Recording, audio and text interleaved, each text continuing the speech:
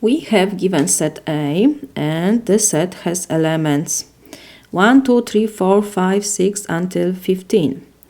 And we have to determine the true value of statement.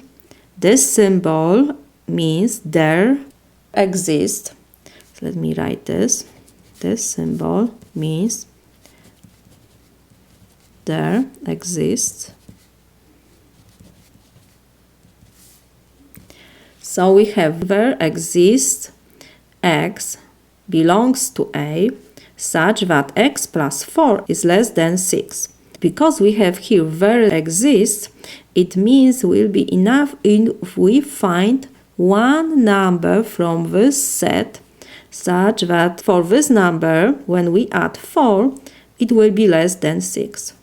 If we choose that x 0 is equal 1, we will have 1 plus 4 is equal 5, is less than 6. So this inequality will be true. 5 is less than 6.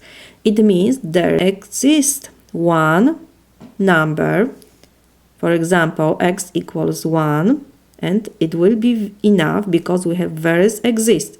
It's enough if we find one number from this set.